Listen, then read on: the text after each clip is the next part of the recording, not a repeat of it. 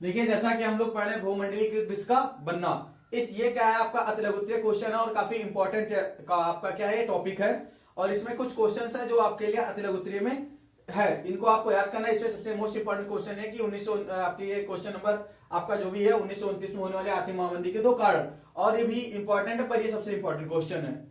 अब हम आते हैं अपने पहले क्वेश्चन पे। पहला क्वेश्चन हमारा था कि प्रथम विश्व युद्ध किन गुट देशों के मध्य लड़ा गया। देखिए प्रथम विश्व युद्ध जो था किन गुट देशों के मध्य लड़ा गया था, तो प्रथम विश्व युद्ध जो हमारा था बेसिकली किसी मित्र राष्ट्र और केंद्रीय शक्तियों के मध्य लड़ा गया। मित्र राष्ट्रों में कौन कौन से देश आ रहे थे, फ्रांस, ब्रिटेन, फ्रांस, रूस शामिल थे। केंद्रीय शक्तियों में प्रमुख देश कौन सा था, जर्मनी, ऑस्ट्रिया और ऑटोमन तुर्क। देखिए जो प्रथम विश्व युद्ध था आपको ही पता है, इससे पहले चैप्टर में हम पढ़ चुके हैं कि प्रथम विश्व युद्ध कब से कब तक हुआ था।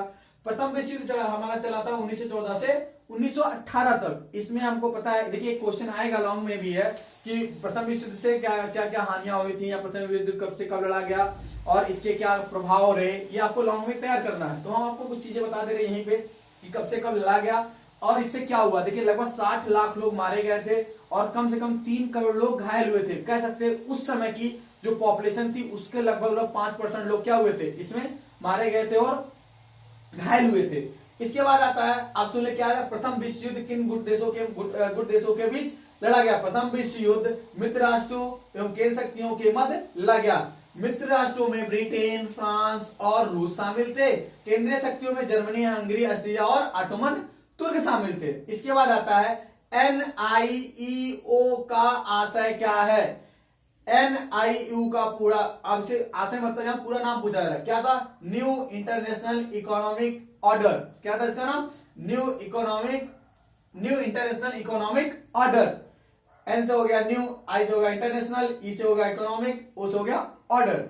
फिर अगला क्वेश्चन आता है कि यूएनएससी के 2 अस्थायी सदस्य देशों के नाम। देखिए यूएनएससी में का मतलब होता है आपका क्या, इसमें क्या है, एक ऐसा है संस्था है जो 1945 के जब आपका द्वितीय विश्व युद्ध समाप्त हुआ था उसके बाद इस संस्था को बनाया गया था कि दोबारा कभी विश्व युद्ध जैसा लड़ा ना जाए। इसका कहा जाए तो इसको कहते हैं हिंदी में अगर इसका पूरा नाम लिखा जाए तो इसको होता है संयुक्त राष्ट्र संघ।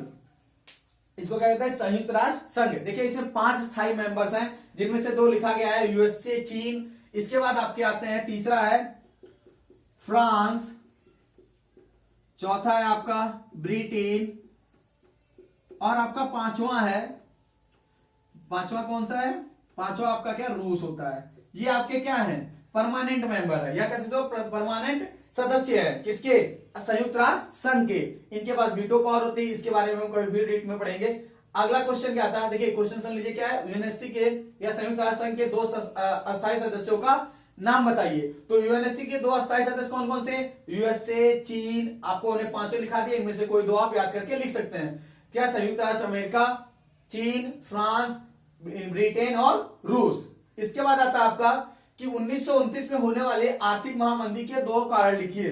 देखिए 1929 में जो आर्थिक महामंदी आई थी उसमें देखिए कहीं न कहीं प्रथम विश्व युद्ध भी शामिल था, उसके कारण ही आर्थिक महामंदी आने का कारण था। लेकिन बेसिकली हमको क्या 2 कारण थे, सबसे बड़ा कारण था उत्पादन की अधिकता। देखिए उत्पादन की अधिकता मतलब ये है, जैसे अपने यहाँ कोरोना बढ़ा था तो देखिए क्या मंडियां सारी बंद हो गई थी, आलू, टमाटर, सारे जितने रीजनल क्षेत्र के जो उत्पादन था क्या था, सभी को सस्ते दाम मिल रहे थे, खराब हो रहे थे। तो ऐसे क्या हो गया था, उत्पादन की अधिकता और क्रय शक्ति में गिरावट। क्रय शक्ति मतलब खरीदने में और बेचने में क्या हो गया, गिरावट आ गई, जिसकी वजह से आर्थिक महामंदी की ओर हम पहुंचे। जिसे हम अपना, देखिए जब कोरोना हमारे यहाँ चल रहा था तो लॉकडाउन चल रहा था, उस समय क्या था कि हम अपने सामानों को बेच भी नहीं सकते थे और बाहरी चीजों को हम खरीद भी नहीं सकते थे।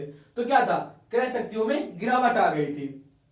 और जब आप कुछ सामान खरीदे बेचेंगे नहीं तो क्या आपके पास पैसे का, धन का अर्जन नहीं होगा। जब अर्जन का अर्जन नहीं होगा तो क्या आपके अंदर मंदी आनी तय है। उसके बाद क्या था, विश्वव्यापी आर्थिक संकट का एक मुख्य कारण बहुत से देशों में स्वर्ण की कमी। देखिए बेसिकली हम किसी देश की आर्थिक स्थिति को ऐसे मापते हैं कि उनके पास कितना सोना भंडार में रखा हुआ है। तो जब विश्वव्यापी आर्थिक संकट चल रहा था तो उसमें एक मुख्य कारण क्या था, बहुत से देशों में क्या स्वर्ण की कमी हो गई, मतलब उनके पास सोने के भंडार की कमी हो गई थी। अब इसके बाद अगला आता है नई आर्थिक प्रणाली से क्या तात्पर्य है, तो नई अंतरराष्ट्रीय व्यवस्था से। देखिए नई आर्थिक प्रणाली से क्या था, देखिए नई आर्थिक प्रणाली क्या था, जैसे कि नई आर्थिक प्रणाली क्यों लाया गया, ताकि क्या हो, जो विकासशील देश हैं उनसे कच्चा माल लिया जाए और उसको अच्छे दाम पे लिया जाए और क्या किया जाए, उससे फिर विदेशी मतलब उसको माल तैयार किया जाए। और जब माल से क्या, जब वस्तु बनेगा तो भाई उसको बड़े बड़े मार्केट भी चाहिए।